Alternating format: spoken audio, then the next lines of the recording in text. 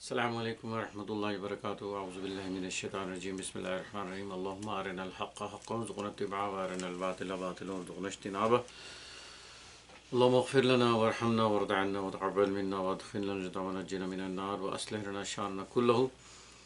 So today we will recite Hadith 801 in the Mishkah Sharif about how to perform the prayer.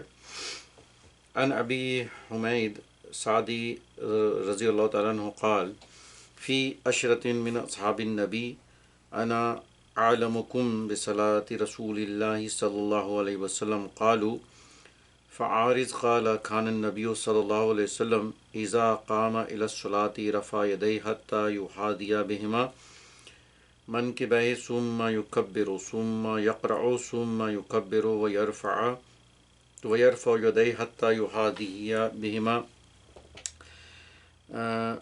منكبيه ثم يركع ويضع رحته على ركبته ثم يعتدل فلا يسبي رأسه ولا يقنع ثم يرفع رأسه فيقول سمع الله لمن حمده ثم يرفع يديه حتى يحاذي بهما منكبيه حتى معتدلا ثم يقول الله أكبر ثم يحوي إلى الأرض ساجدا فيجافي يديه عن جنبيه ويفتح أصابع رجليه ثم يرفع رأسه ويثني رجله اليسرى فيقعد عليها ثم يعتدل حتى يرجع كل عظم في مواضعه معتدل ثم يسجد ثم يقول الله أكبر ويرفع ويثني رجله اليسرى فيقعد عليها ثم يعتدل حتى يرجع كل عظم إلى مواضعه ثم ينهض ثم يصنع في الركعة الثانية مثل ذلك ثم إذا قام من ركعتين كبر ورفع يديه حتى يحاذي بهما منكبيه حتى كبر عند افتتاح الصلاة ثم يصنع ذلك في بقية صلاته حتى إذا كانت السجدة التي فيها التسليم أخر رجله اليسرى وقعد متواركا على شقه الأيسر ثم سلم قالوا صدقت هكذا كان يصلي رواه أبو داود ودارمي ورواه الترمذي وابن ماجه معناه وقال الترمذي هذا حديث حسن صحيح. وفي رواية لأبي داود من حديث أبي حميد ثم ركع فوضع يديه على ركبته كأنه قابضا عليهما ووتر يديه فتحهما عن جنبه وقال ثم سجد فأمكن أنفه وجبهته الأرض ونهى يديه عن جنبه وضع كفيه حذو منكبيه وفرج بين فخذيه غير حامل بطنه على شيء من فخذيه حتى فرغ ثم جلس فافترش رجله اليسرى وأقبل بصدر اليمنى على قبلته ووضع كفه اليمنى على ركبته اليمنى وكفه اليسرى على ركبته اليسرى فأشار بإصبعه بعين السبابة وفي أخرى له وإذا قعد في ركعتين قعد على بطن قدمه اليسرى ونصب اليمنى وإذا كان في رابعة أفضى بوركه اليسرى إلى الأرض وأخرج قدميه من ناحية واحدة.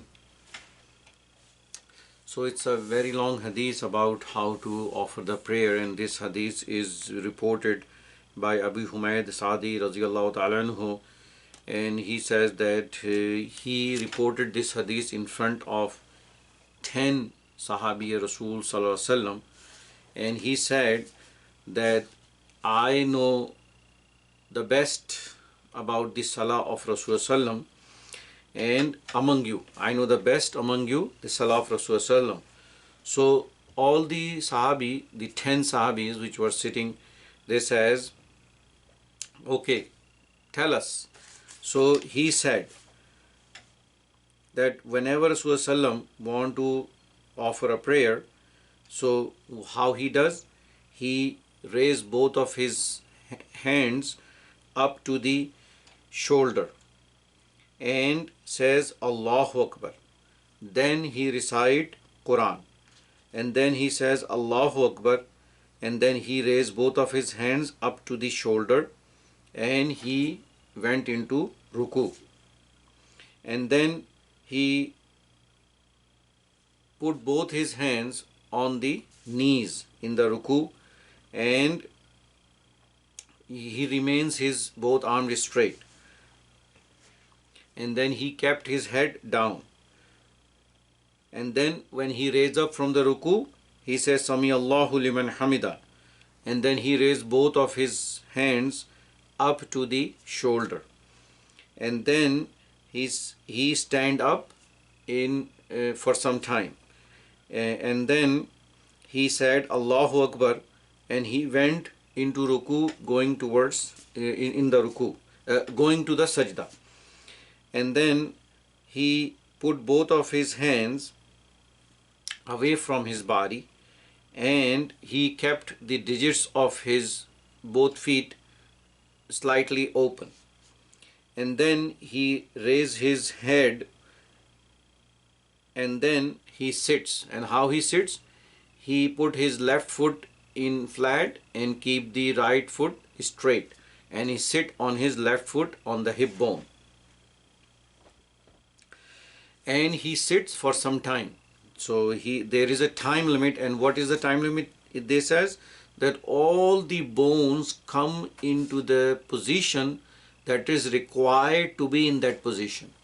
So this is the definition of itminan, definition of patience, that how you do time in between the sajda.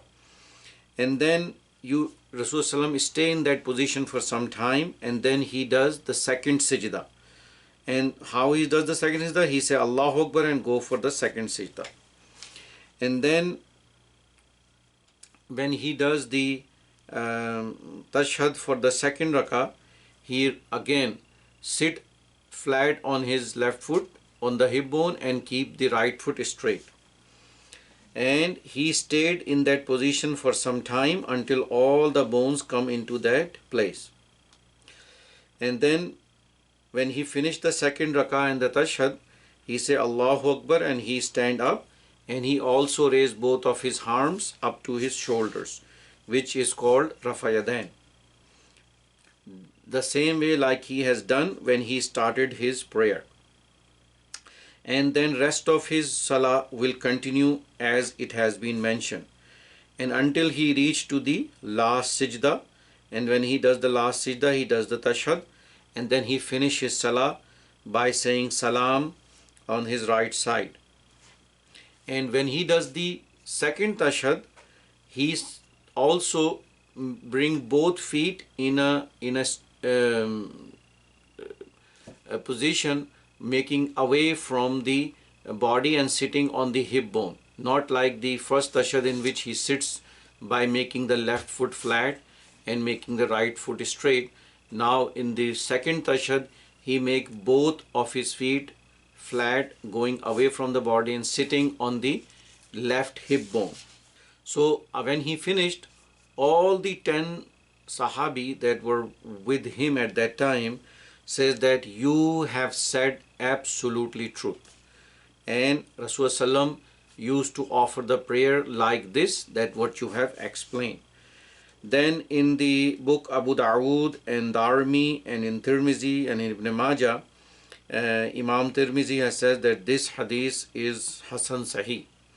And also in another narration, he also mentioned is that when Rasulullah do the ruku, he hold both of his knees from both of his hands and keep the hands straight, just like the straight portion of the bow.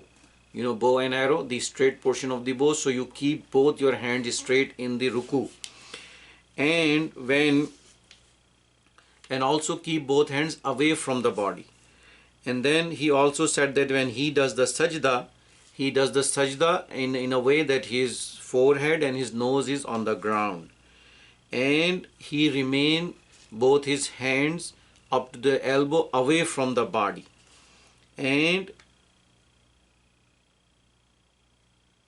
he keep both of his hands at the level of his shoulders when he was in the state of sajda. And then when he come out of the state of sajda, then he put both his hands on the just above the knees when it is bent. Actually, and he remains both his hands separate. He keep the both hands on both the knees. And when he does the sajda, he also keep the aspect of the stomach away from the body. So in another hadith mentioned that the gap is such that a small baby goat can pass through that gap. So the stomach is away from the body, both arms are away from the body, both hands are at the level of the shoulder in the state of sajda. And then when he come out of the sajda and he sits in the tashahhud, he sit on the left foot and he keep the right foot straight, but the digits of the right foot are such rotated that it's facing the qibla.